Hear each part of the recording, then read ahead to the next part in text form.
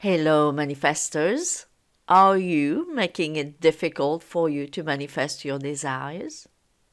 Well, we are going to consider today 3 reasons you are making it difficult for yourself to manifest your desires. And what to do instead so you can release that big resistance that you are creating and manifest your desire faster. So please, if you are new here, subscribe if you have not subscribed yet, so you'll be notified of my next video. Comment, like the video, and share it so more people like you can become master manifestors.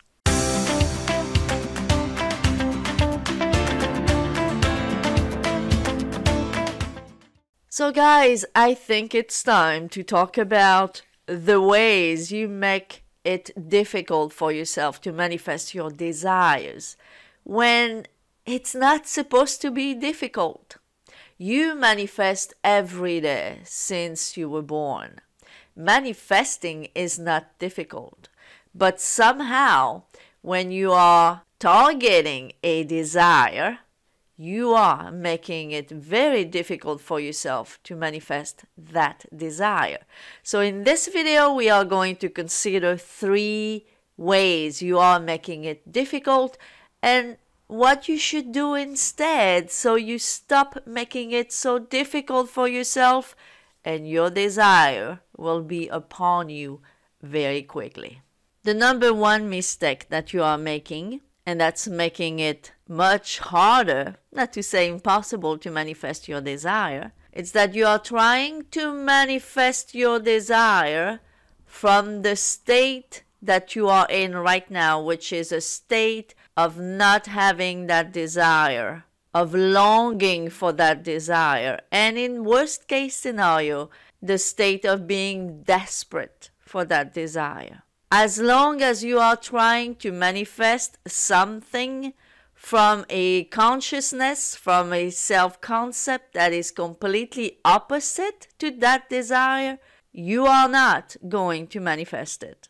This is why Neville said so many times through the course of his teaching career that self-concept, it's first and foremost. There is nowhere on earth you can manifest a complete change from what you are now to what you want unless you work on that self-concept. Because it is this self-concept that maintains the status quo in your life. It's a protection. So as long as your self-concept doesn't change and it's opposite of your desire of who you want to be, well, that self-concept is maintaining your current status quo. And what is your self-concept, by the way, is not just your little self-confidence and self-esteem. It's really your identity, what you believe about yourself in regards to anything and everything. So if you don't work on that self-concept of yourself, first, you are not going to be able to manifest a desire that requires a different concept of yourself. Oftentimes, people ask me, how did you manifest your SP so fast, so easily? Well, if I had to give one answer and one answer only, and it's the main reason, my self-concept wasn't at the same level as that person asking me the question. I had worked on my self-concept, but truly, not to manifest an SP, I worked on my self-concept for myself. So first of all, when you work on your self-concept in order to get your SP, like I said so many times before, when you work on your self-concept just to get something or someone, that's not working on your self-concept. To work on your self-concept, you have to be honest with yourself. You have to be working on your self-concept to change you. And once your self-concept has changed, then your circumstances, and that includes manifesting the SP or anything else, will change. Let's use a quote from Neville to illustrate what I just said.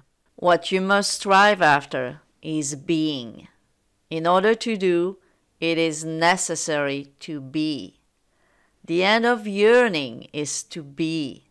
Your concept of yourself can only be driven out of consciousness by another concept of yourself. You see how clear this is? In order to be who you want to be, well, you need to work on who you are, right? In order to end the yearning to be, your self-concept has to change. You need to change your concept of yourself in order to be who you want to be, in order to stop yearning, in order to stop wanting, that is. You need to be, and the way you are is by working from the inside on your self-concept. The second reason you are making it difficult to manifest your desire is that you are trying to create something. You are trying to do something. But there's no such thing, because creation is finished. So all you have to do is step into the state where your desire is already there, ready for you. There is nothing to create, nothing to do, nothing to force. And I see a lot of you that are doing those things. You are trying to create something from scratch. You are trying to do things in the 3D. You are trying to take steps in the 3D. And you are even trying to force things out there in the 3D. This is not how we manifest. This is how people who don't know the law are living their lives. We know that. But as a conscious manifester, that's not how we manifest our desire. There is nothing to do, or force, or create. But trying to do this is the best way to delay your manifestation. Look what Neville says in The Power of Awareness. The question is often asked, what should be done between the assumption of the wish fulfilled and its realization? Nothing. It is a delusion that other than assuming the feeling of the wish fulfilled, you can do anything to aid the realization of your desire. You think that you can do something, you want to do something, but actually you can do nothing. The illusion of the free will to do is but ignorance of the law of assumption, upon which all action is based. Everything happens automatically. So what Neville says here is that once you step into the state of your wish fulfilled, whatever has to happen will happen automatically. But because creation is finished and everything already exists in their states, there's nothing that you've got to do. Once time comes that you are going to take some type of action in the 3D, they will come naturally. They will be inspired. They will unfold naturally. But you do not have to do things forcefully. So guys, it's super important that you understand this, because it's one of the big reasons why you can't manifest your desire right now. And the third reason why you are delaying your manifestation or having a hard time to manifest it altogether, it's because you are trying to change other people. You are trying to change others other than yourself. Look what Neville says here. Let's take his quote right away, because it is a powerful one.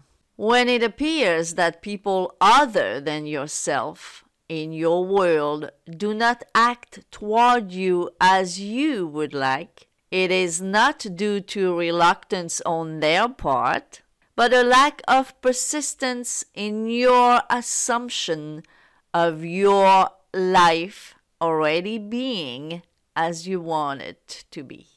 How any clearer could this be? This is very clear. Don't tell me you don't understand Neville's words here. It's so clear. See, when you are blaming other people, especially your SP, but not only, we see comments after comments of people complaining about other people not acting the way they want in order for them to have their desire, okay? So it's not even only about the specific person as the romantic partner that you want. Every time you are blaming someone in your world, right? In your world, that someone is in your world. It's part of your consciousness, your consciousness. Every time you are complaining that they're not acting as you wish they were, it's because of your assumption, as Neville says it here. It's because of your lack of persistence in your assumption of your life already being as you want it to be.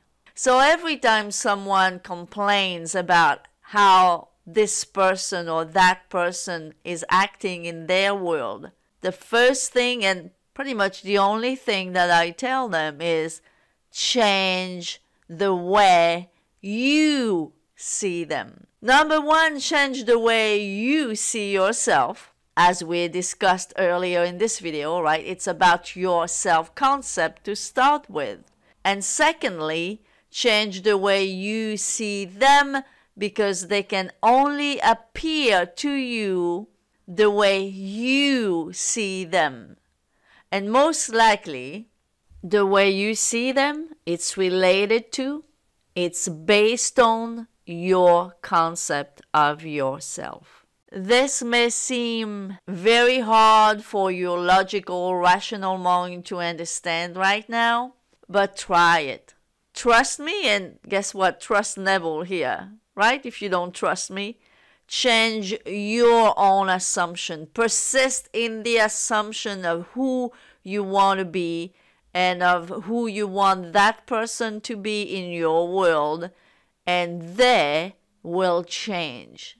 It's not a miracle, it's not voodoo, and it's not magic, it's the law.